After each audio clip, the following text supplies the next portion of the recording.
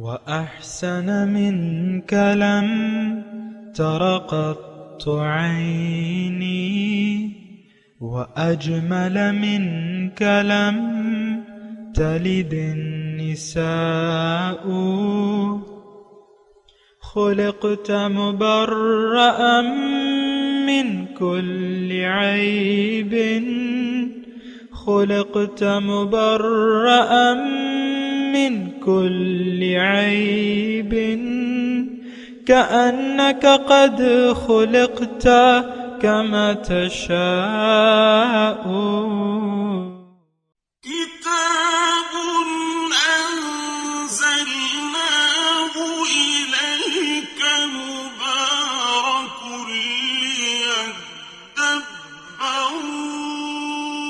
آياته وليتذكر أولو الألباب۔ یہ کتاب برکت والی ہے جسے ہم نے آپ کی طرف نازل فرمایا ہے تاکہ دانش مند لوگ اس کی آیتوں میں غور و فکر کریں اور نصیحت حاصل کریں۔ اللہم صلی علی سیدنا محمد وعلی آل سیدنا محمد بعدد کل ذرۃ مئۃ الف الف مرۃ۔ سامعین و ناظرین اکرام، السلام علیکم ورحمۃ اللہ وبرکاتہ۔ سامعین اکرام، سورہ صاد آیت نمبر 1 اور 2 آج کا موضوع، کیا ہم قرآن حکیم کو محض کتاب ناظرہ سمجھتے ہیں؟ اس کے ساتھ آج کے درس کا آغاز کرتے ہیں۔ سب سے پہلے گزشتہ سبق کا اعادہ ہوگا۔ فاستفتهم ألربك البنات ولهم البنون۔ بس آپ ان کفار مکہ سے پوچھئے کیا آپ کے رب کے لیے بیٹیاں ہیں اور ان کے لیے بیٹے ہیں؟ ام خلقنا الملائکۃ اناثا وهم شاہدون۔ کیا ہم نے فرشتوں کو عورتیں بنا کر پیدا کیا تو وہ اس وقت موقع پر حاضر تھے؟ الا انہم من افکہم لیقولون۔ سن لو، وہ لوگ یقیناً اپنی بہتان تراشی سے یہ بات کرتے ہیں۔ ولد اللہ وانہم لکاذبون۔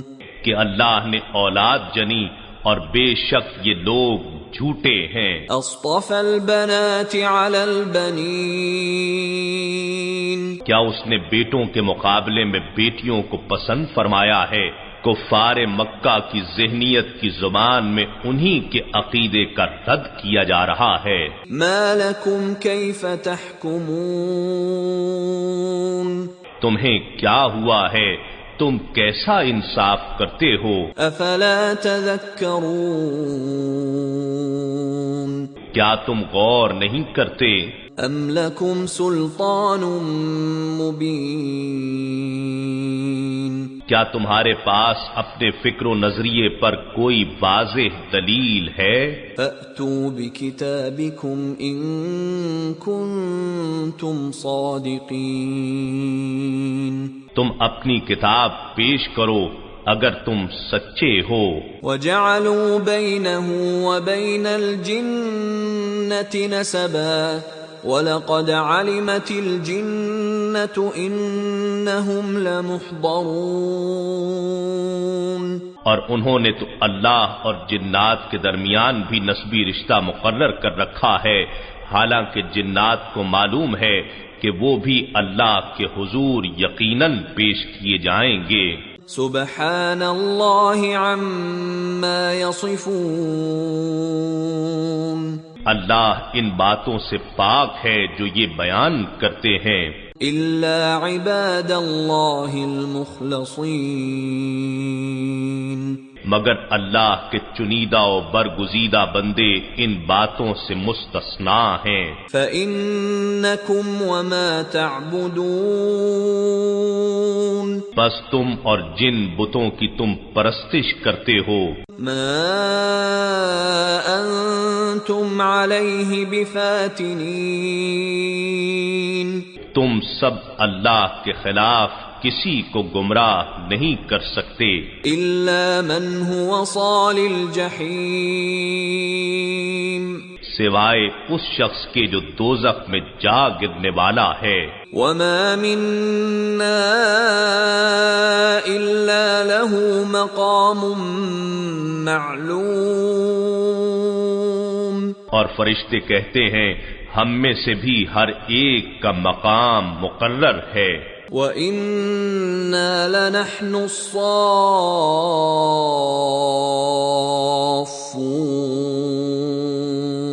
اور یقیناً ہم تو خود صف بستہ رہنے والے ہیں وَإِنَّا لَنَحْنُ الْمُسَبِّحُونَ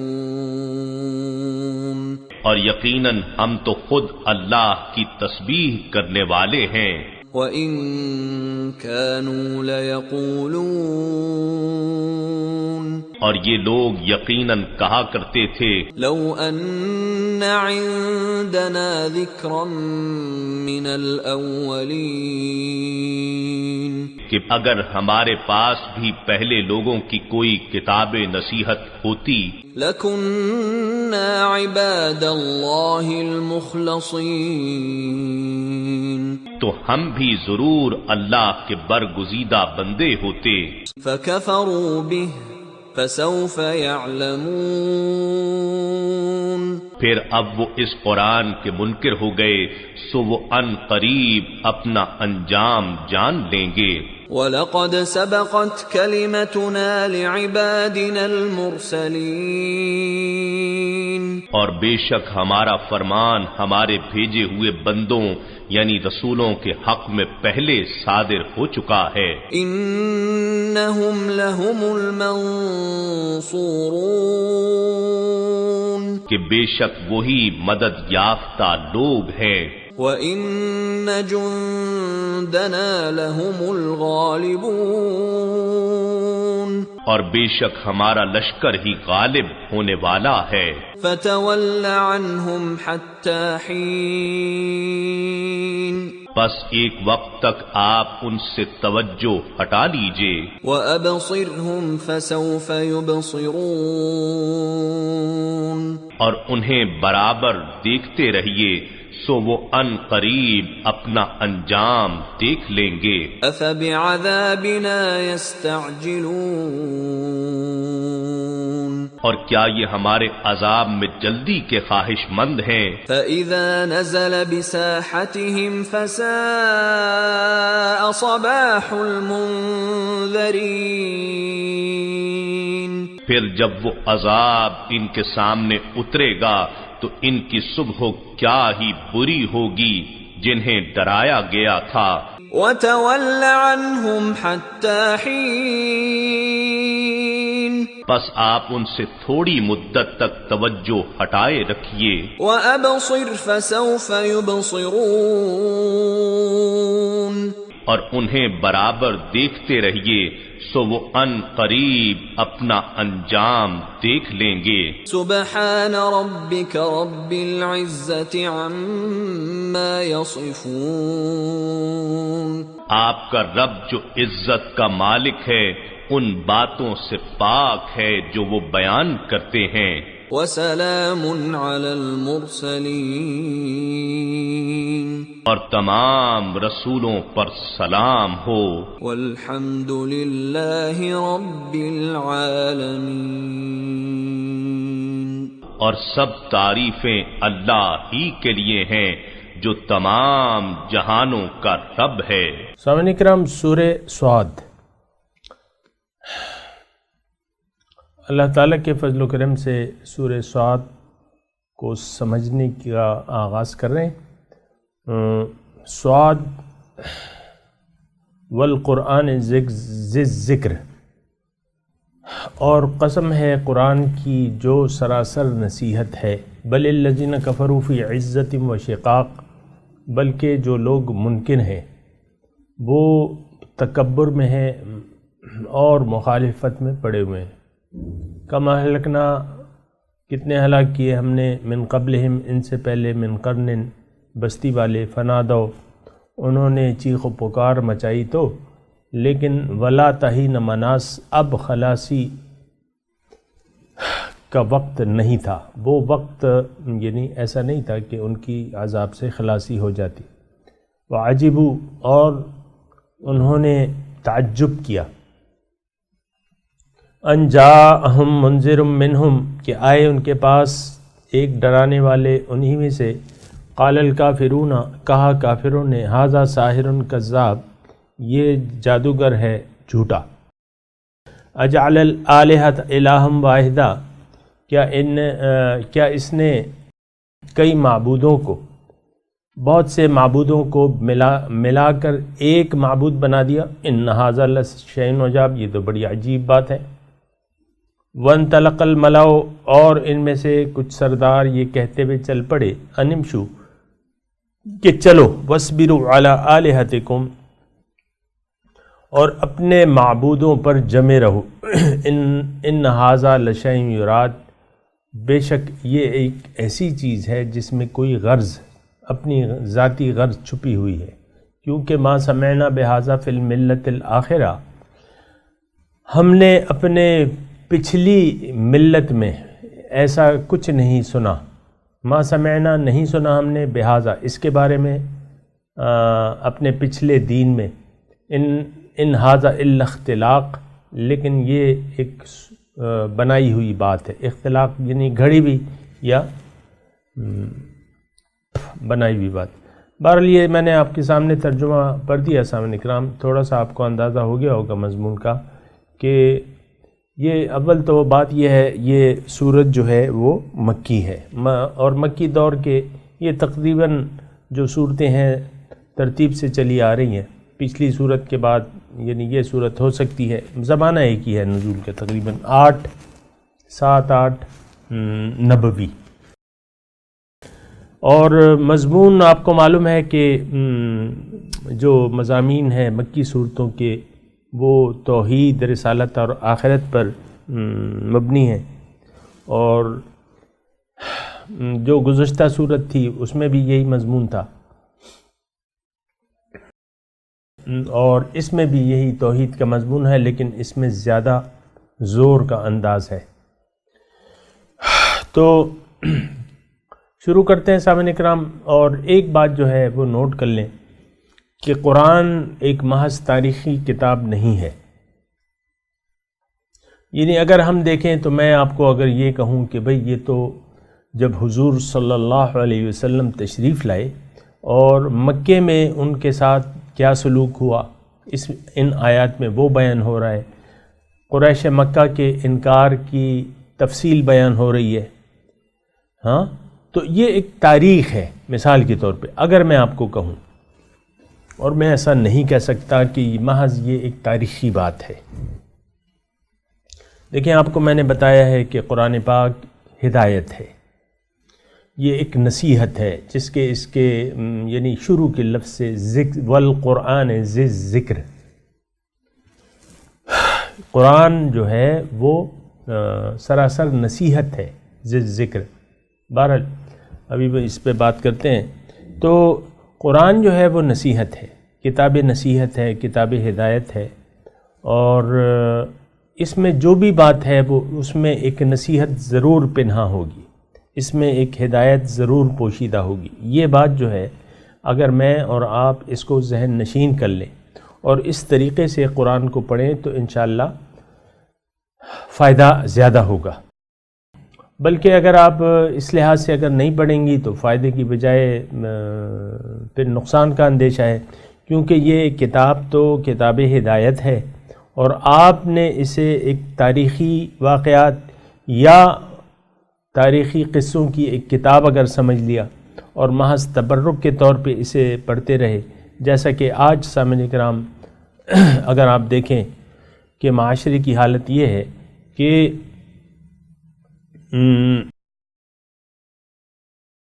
قرآن جو ہے وہ محض کتاب تلاوت بن لیا ہے. آپ خود دیکھ لینا اپنے گھروں میں، آپ اپنے بچوں کو ناظرہ پڑھانے میں دلچسپی تو رکھتے ہیں، لیکن اس کے بعد قصہ ختم ہو جاتا ہے.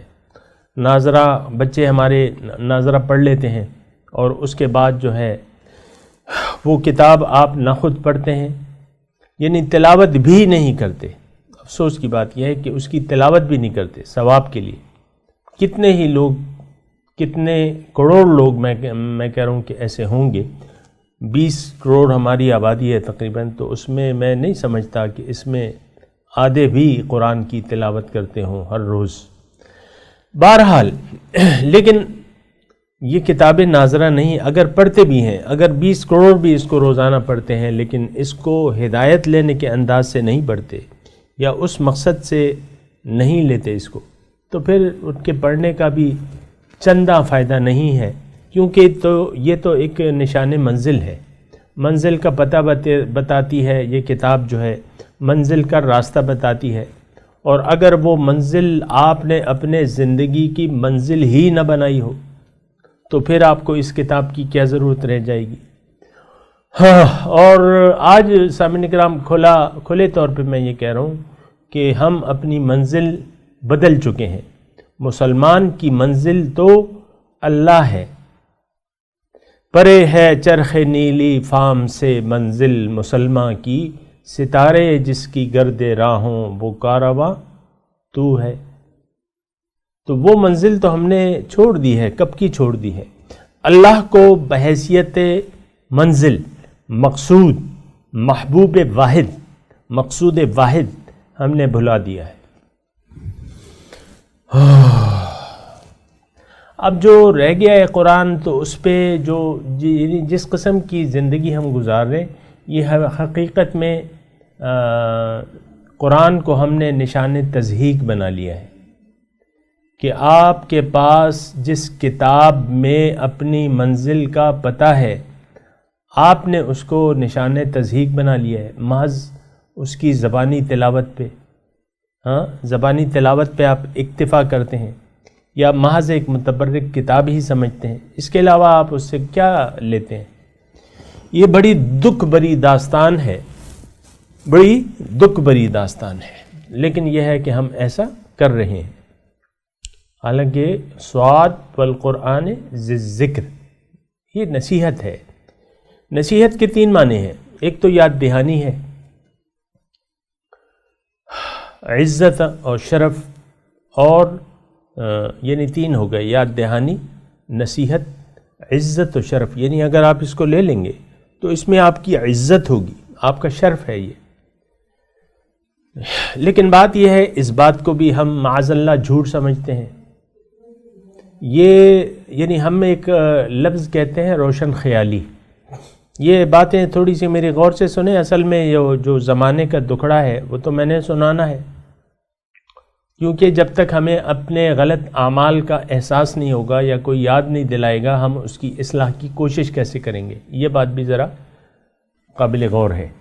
تو یہ ساری باتیں جو ہیں کہنے والی ہیں، میں آپ کو کہہ رہا ہوں. آپ نے سامعین کرام یہ تمام مضامین سنے. میں نے چند آیات کا ترجمہ آپ کے سامنے بیان کیا اس کا، تو آپ سمجھ گئے کہ یہ مکے کے جو معروضی حالات ہیں اس کے بارے میں یہ تذکرہ ہو رہا ہے کہ بل الذین کفروا فی عزت و شقاق. میں دوبارہ آپ کو ترجمہ کرتا ہوں تھوڑا سا، تو آپ کا میں ذرا پھر بات چیت کو آگے بڑھاؤں گا. دوبارہ ترجمہ کرتا ہوں. قرآن کی جو نصیحت، سراسر نصیحت کی کتاب ہے. بل الذین کفروا، لیکن جو لوگ منکر ہیں اس کے، فی عزت، وہ محض تکبر میں ہیں، و شقاق، مخالفت میں پڑے ہوئے. کم اہلکنا قبلہم من قرن، کتنی ہی بستیاں میں نے ان سے پہلے ہلاک کی. فنادو، انہوں نے ہائے پکار مچائی. ولا تحین مناس، لیکن اس وقت ان کی نجات کی کوئی راہ نہیں تھی. واجبو، ان کو تعجب ہے، ان جاءہم منذر منہم، کہ آیا انہی میں سے ایک ڈرانے والا. قال الکافرون ھذا ساحر کذاب، اور کافر کہنے لگے کہ یہ جادوگر ہے جھوٹا، کیونکہ اس نے تمام معبودوں کو ملا کے ایک معبود بنا دیا ہے، اور یہ تو بڑی عجیب بات ہے. اور یہ بات سن کے ایک ٹولی اس میں سے چلی گئی کہ بھئی اپنے معبودوں پر جمے رہو. یہ تو ایک ایسی چیز ہے جو کہ اس میں کوئی مقصد پوشیدہ ہے. ما سمعنا ھذا، ہم نے نہیں سنا پچھلے دین میں اس کے بارے میں کچھ نہیں سنا. ان ھذا الا اختلاق. اور یہ تو ایک بنائی ہوئی بات ہے، اختلاق گھڑی ہوئی بات ہے. تو یہ میں نے آپ کو سامنے کرام تھوڑا سا اگر آپ توجہ کریں میرے میں جو آپ کو بتا رہا ہوں نا، تو انشاءاللہ اس سے فائدہ ہوگا آپ کو. میں آپ کو عرض یہ کر رہا ہوں کہ قرآن کو محض تاریخی واقعات کی کتاب نہ سمجھ لیں. اس کے ہر آیت میں نصیحت ہے. نصیحت نہ ہو تو یہ تو پھر اس کتاب کی شان کے خلاف بات ہے. اگر آپ کہیں کہ بھئی یہ میرے لیے نہیں ہے، اس میں میرے لیے نصیحت نہیں ہے، قرآن کی ہر آیت کے بارے میں، یا اما لک و اما علیک مشہور حدیث ہے کہ یا یہ تمہارے حق میں دلیل ثابت ہوگی یا تمہارے خلاف ہوگی. تمہارا عمل یا تو قرآن کے مطابق ہوگا یا قرآن کے خلاف ہوگا. دو ہی باتیں ہیں سامعین کرام، مابین تو کوئی راستہ نہیں ہے. اگر آپ قرآن کو عملاً قبول نہیں کر رہے یا اس کو اپنے لیے ہدایت نہیں تصور کرتے، اس کا مطلب یہ ہے کہ آپ نے کوئی دوسرا راستہ منتخب کر لیا ہے. بہرحال سامنے کرام میں اپنے مضمون کی طرف آتا ہوں اور مضمون شروع کرتا ہوں اس طریقے سے اور اس انداز سے کہ میں آپ کو یہ کہہ رہا ہوں کہ اس میں آپ بجائے اس کے کہ اس وقت کیا حالات تھے، کیا تھے، وہ جو بھی تھے، وہ حالات جو بھی تھے، جن حالات کے تناظر میں یہ آیات نازل ہوئیں، وہ جو بھی تھے، آپ یہ دیکھیں آج کیا حالات ہیں. آج جو ہے عملاً اس میں دیکھیں اللہ تعالیٰ نے انکار کرنے والوں کو کہا ہے کہ بھئی تم تو تکبر میں ہو، تم تو محض مخالفت کر رہے ہو اور تم پہ میرا عذاب آنے والا ہے اور تم تو اس کو جھوٹا سمجھتے ہو، اس کو جادو سمجھتے ہو، سارے معبودوں کو تم حق سمجھتے ہو، پھر کہتے ہو کہ بھئی یہ کیسی تعلیم ہے. ہم بھی آج بہت بتیرے معبودوں کے قائل ہیں، یہ میں، یہ میری اولاد، یہ میری بیوی اور یہ میرا مکان، یہ سب کچھ ہم نے دل میں نہیں بنایا، اس سے خدا نہیں بنایا. بات یہ ہے نا. تو بہرحال تو ان ھذا لشیء عجاب.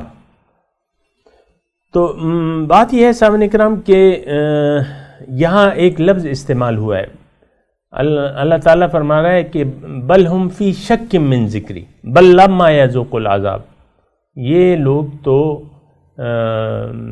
اس بات میں شک میں ہیں، لیکن لما یذوقوا، انہوں نے میرا عذاب نہیں چکھا. بہرحال میں سامعین کرام دوبارہ آپ سے مخاطب ہوں، براہ راست آپ سے مخاطب ہوں کہ یہ کتاب نصیحت ہے، سعاد بالقرآن. تو بہرحال یہ اتنی گزارشات جو میں نے کی، تو میں یہ آپ سے کہہ رہا ہوں کہ آپ گزشتہ حالات تو جو بھی تھے وہ کافرانہ ماحول تھا، آج بھی کافرانہ ماحول ہے. اس وقت لوگ کافرانہ روش رکھتے تھے. میں ان کے لیے تھوڑے سے نرم الفاظ استعمال کر رہا ہوں تاکہ اپنے اوپر اس کو فٹ کر سکوں. کافرانہ روش تو آج بھی ہے. ان ہی الا حیاتنا الدنیا نموت و نحیا. وہ کافرانہ روش میں باتیں کیسی ہوتی تھی میں آپ کو قرآن کی روح سے بتاتا ہوں. بھئی یہ زندگی تو یہی ہے، ان ہی الا حیاتنا الدنیا نموت و نحیا وما کننا بمبعوثین. دوبارہ زندہ نہیں ہونا. پھر یہ جو معبودوں کی بات ہے، بہت سے معبود جو ہے ہم بھی، انہوں نے بھی پالے ہوئے تھے، ہم نے بھی پالے ہوئے. معبود کیا ہے؟ جس کو اللہ کے مقابلے میں آپ دل میں جگہ دے دیں. یا اللہ تعالیٰ کی معبود کیا چیز ہے کہ شرک کیا چیز ہے کہ اللہ تعالیٰ کی ذات اور صفات میں آپ کسی دوسرے کو بھی اس کا ہم پلہ دیکھیں. تو ذاتی شرک تو ایسا نہیں ہوتا، لیکن ہوتا شرک صفاتی ہے. مشرکین مکہ شرک ذاتی میں نہیں مبتلا تھے، وہ شرک صفاتی میں مبتلا تھے. اور شرک صفاتی یہ تھا کہ انہوں نے اللہ کے سوا اور معبود گڑھے تھے اور لوگوں سے، غیر اللہ سے انہوں نے توقعات وابستہ کر لی تھی، فائدے کی یا نقصان. تو غیر اللہ سے اگر آپ نے مطلب توقعات وابستہ کر لی یا آپ کا وہ نفع کی امید لگا لی. آج دیکھیں میں آپ کو بڑی بات کہتا ہوں کہ آج کل پیسہ ہے، پیسے سے ہم نے امیدیں وابستہ کر لی ہیں. آج معاشرے میں جس طرح رشوت اور کرپشن کا دورہ ہے، ہر ادارہ کرپٹ ہے، ہر ادارہ کرپٹ ہے اور اس میں رشوت ستانی ہے. تو پھر آپ کیسے کہہ سکتے ہیں کہ ہم نے غیر اللہ سے کوئی امید نہیں وابستہ کی؟ حرام کو آپ حلال، یہ معاشرہ حرام کو اپنے لیے جائز اور حلال سمجھتا ہے. کیا سمجھتا ہے؟ جائز، حلال. تو یہ تو سامعین کرام وہی کافرانہ روش ہے، کافرانہ ماحول ہے. تو میں اب یہ خلاصہ کلام کے طور پہ آپ سے یہ گزارش کر رہا ہوں کہ اس مضمون کو اپنے لیے سمجھیں، آپ اپنے لیے اس میں نصیحت دیکھیں کہ اس قسم کی ذہنیت کے لوگوں کے لیے یا اس معاشرے میں یہ نازل ہوئی. آج بھی بین ہی وہی معاشرہ ہے. بہرحال سواد کے لفظ سے یہ صورت شروع ہو رہی ہے. سواد یعنی عام طور پہ سامعین کرام اس کا ایک معنی کیا جاتا ہے کہ سواد یعنی رسول نے سچا کہا. ہم جب چھوٹے تھے نا سامعین کرام، تو ہماری اساتذہ ہماری کتابیں جب چیک کرتے تھے اس میں کوئی غلطی نہیں ہوتی تھی، تو ہم استاد پہ لکھ دیتا تھا سواد، یا اس نے اس کی بات پر، یہ ہماری عام گفتگو میں بھی ہے اردو میں کہ اس نے میری بات پر سواد کہا. سواد، تو یہ سواد جو ہے یعنی اس قسم کے معنی میں آپ لے لیں کہ سواد مطلب صدقہ رسول اللہ صلی اللہ علیہ وسلم، کہ رسول نے سچ کہا ہے. اور قرآن کی قسم، والقرآن، قرآن گواہ ہے اس بات پہ.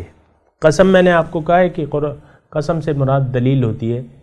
ذکر جو سراسر نصیحت ہے، والقرآن ذکر، قرآن جو ہے وہ نصیحت ہے. بل الذین کفروا فی عزۃ و شقاق، بلکہ کافر جو ہیں وہ مخالفت میں ہے، تکبر میں ہے، و شقاق اور مخالفت ہے. اب یہ دیکھیں، آپ دیکھیں ہم لوگ اس وقت قرآن کے خلاف تکبر کا شکار ہیں. یہ بات میں آپ کو کہہ رہا ہوں اور بالکل ببانگ دہل کہہ رہا ہوں کہ ایسی بات ہے کہ ہم نے اپنے آپ کو، اپنی خواہشات کو بڑا کر دیا ہے. اپنی خواہشات کو، اپنے نظریے کو، اپنی سوچ کو ہم بڑا سمجھتے ہیں. دیکھیں قرآن کی سوچ تو الگ ہے. میں آپ سے یہ عرض کروں کہ قرآن کی سوچ ایک سوچ ہمیں دیتی ہے، ایک نظریہ. قرآن ہمیں ایک نظریہ دیتا ہے. قرآن ہمیں عملی زندگی کا طریقہ سکھاتا ہے. ایک مکمل نظام حیات ہے، اس میں ایک نظریہ ہے، اس میں ایک عقیدہ ہے، اور یہ ایک نشان منزل ہمیں بتاتا ہے. اب یہ ساری باتیں جو ہیں ہمارے ذہن میں ہماری زندگی کا مقصد جو بھی ہے، لیکن وہ تو نہیں ہے جو کہ قرآن کا ہے. اللہ ہماری منزل نہیں ہے.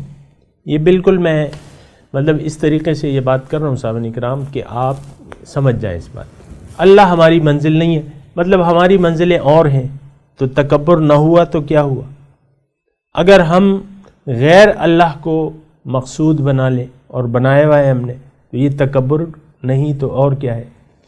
تو عزت، جو انکار کرنے والے ہیں. اس کا پہلے تو آپ دیکھیں، بل الذین کفروا، جو لوگ منکر ہیں، جو لوگ انکار کر رہے ہیں. اب انکار کس چیز کا ہے؟ دیکھیں مشرک بھی اللہ تعالیٰ کے ذاتی وجود کے قائل تھے، اور اسے خالق سماوات والارض، رب السماوات والارض کہتے تھے. قائل تھے اس بات کے. ہم بھی قائل ہیں. فرق کیا ہوا ہم میں اور اس میں؟ اچھا، تو میں آپ کو یہ بتا رہا ہوں. اب یہاں ہے نا بل الذین کفروا، جو انکار کر رہے ہیں کس چیز سے؟ قرآنی نظریہ، قرآنی فکر، رسول کی دعوت. اور اس سے عملاً ہم نے بھی انکار کر دیا ہے. رسول کی دعوت سے آج ہم عملاً انکاری ہیں، نہیں مانتے اس کو. تو اللہ تعالیٰ فرما رہا ہے بل الذین کفروا، بلکہ جو لوگ کافر ہیں، فی عزت و شقاق، وہ تکبر میں ہیں. یہاں تھوڑا سا ٹھہر کے یہ کافر کا اپنے اوپر بھی اطلاق کیجئے، اپنے معاشرے پہ. یہ ایسا معاشرہ ہے جس نے قرآن کے طرز زندگی کی مخالفت کی ہے. شقاق، قرآن کی دعوت سے ہم نے عملاً انکار کر دیا ہے. یہ بہت دکھ کی بات ہے سامنے کرام. یہ فتووں کی بات نہیں ہے. میں کوئی فتویٰ نہیں لگا رہا، لیکن میں ایک عملی روش کا تذکرہ ضرور کر رہا ہوں۔ یقیناً ہم سب کلمہ طیبہ پڑھنے والے ہیں اور ہم ظاہری طور پر مسلمان کہلانے کے لائق ہیں ظاہری طور پہ، لیکن معاملہ تو ظاہر کا نہیں باطن کا ہے۔ وہ حدیث مجھے کچھ ایسی یاد ہے نا کہ اللہ تعالیٰ تمہارے صورتوں کو اور تمہارے مالوں کو نہیں دیکھتا، لیکن وہ تمہارے دل کو دیکھتا ہے اور تمہارے اعمال کو دیکھتا ہے۔ یہ مشہور حدیث ہے، آپ نے سنی ہوگی کہ ان اللہ لا ينظر الى صورکم واعمالکم واموالکم۔ اب ظاہر میں تو ہم اپنی صورتوں کو بھی وہ کرتے ہیں، فلانا بہت خوبصورت ہے، یہ ہے وہ ہے، اور پھر مال کے حساب سے بھی ہمارے معاشرے میں تفریق موجود ہے، وہ مالدار ہے، یہ نہیں ہے، یہ بہت غریب ہے۔ اللہ تو نہیں دیکھتا، نہ مال کو تمہارے دیکھتا ہے، نہ تمہاری صورت کو دیکھتا ہے، کس کو دیکھتا ہے؟ تمہارے دل کو دیکھتا ہے۔ وَلَكِنْ يَنْظُرُ إِلَىٰ قُلُوبِكُمْ وَأَعْمَالِكُمْ۔ اب اعمال جو ہیں صاحب نکرام، وہ انسان کے یقین کا مظہر ہوتے ہیں۔ ایک بات میں کہہ رہا ہوں، تھوڑا سا اس پہ سوچیں۔ اعمال جو ہیں وہ انسان کے یقین کا مظہر ہوتے ہیں۔ جیسا ہمارا یقین ہوگا، جیسا ہمارا عقیدہ ہوگا زندگی کے بارے میں، اسی طریقے سے ہم اپنے زندگی بنائیں گے یا اعمال کریں گے۔ جو ہمارا مقصد ہوگا وہی اسی کے لیے ہم کوشش کریں گے۔ اب دیکھیں ہماری جو معاشرہ ہے، جس معاشرے میں میں اور آپ رہ رہے ہیں، اس کی ساری کوششیں وہ ظاہر کے لیے ہیں۔ لم یرد الا الحیات الدنیا یا ضل سعیہم فی الحیات الدنیا، یہ دونوں آیات ہم پہ بالکل فٹ بیٹھتی ہیں، اور یہ بہت دکھ کی بات ہے کہ مسلمان کے بارے میں یہ مسلمان میں ایسی صفات موجود ہوں کہ لم یرد الا الحیات الدنیا ضل سعیہم فی الحیات الدنیا۔ یہ بہت دکھ کی بات ہے سامنے کرام۔ بعض لوگ کہتے ہیں نا مجھے، ہم تو دنیا دار لوگ ہیں۔ کیا مطلب ہے بھائی تمہارا اس بات سے؟ مطلب کیا لو؟ تمہارا کوئی اور منزل ہی نہیں ہے، تم محض دنیا کے ہو، دنیا کے بندے ہو، دنیا دار ہو محض۔ اسلام تو ہمیں ترک دنیا کا حکم نہیں دیتا، تو تم کیسے اپنے آپ کو دنیا دار کہتے ہو؟ تم تو کہو کہ میں اللہ والا ہوں، ولیکن کنوا ربانیین، تم رب والے بن جاؤ۔ تو دنیا داری تو شرک ہے اور عذاب ہے سامنے کرام، کفر ہے۔ ایک اگر دنیا آپ کی منزل بن گئی، قرآن کی نظر میں یہ کفر ہے۔ سورہ ابراہیم کی آیت نمبر 2 اور 3 پڑھ لیں۔ وَوَيْلٌ لِّلْكَافِرِينَ الَّذِينَ يَسْتَحِبُّونَ الْحَيَاةَ الدُّنْيَا عَلَى الْآخِرَةِ۔ تباہی ہے، ہلاکت ہے کافروں کے لیے۔ یہ کون ہے؟ جو دنیا کی زندگی کو پسند کرتے ہیں آخرت کے مقابلے میں۔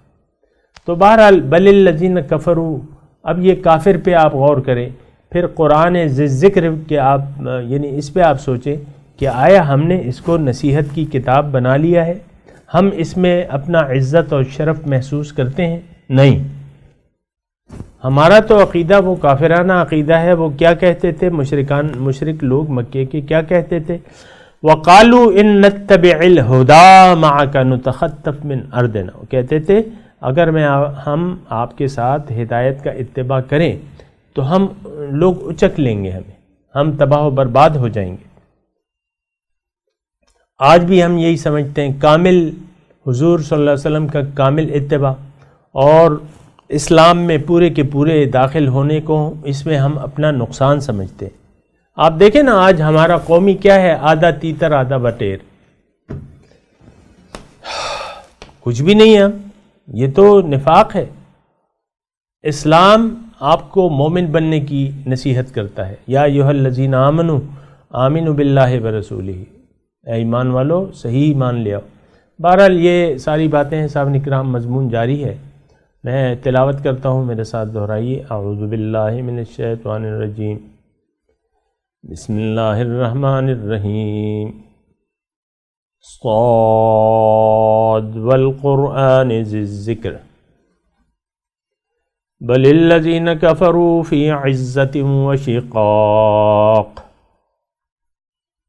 ترجمہ سنا دیں۔ صاد والقرآن ذی الذکر، اور قرآن شاہد ہے، گواہ ہے، جو نصیحت سراسر نصیحت ہے۔ بل الذین کفروا فی عزۃ و شقاق، بلکہ کافر لوگ محض تکبر اور مخالفت میں پڑے ہوئے ہیں۔ اب ان آیات کی تلاوت اور ترجمہ۔ بسم اللہ الرحمن الرحیم۔ In the name of God, the gracious, the merciful. صاد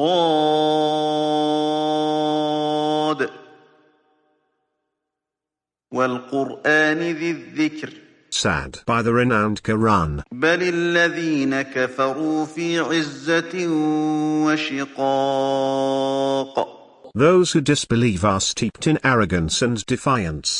اس کے ساتھ ہی آج کے درس کا وقت اختتام کو پہنچا۔ انشاءاللہ اگلے درس میں ملاقات ہوگی۔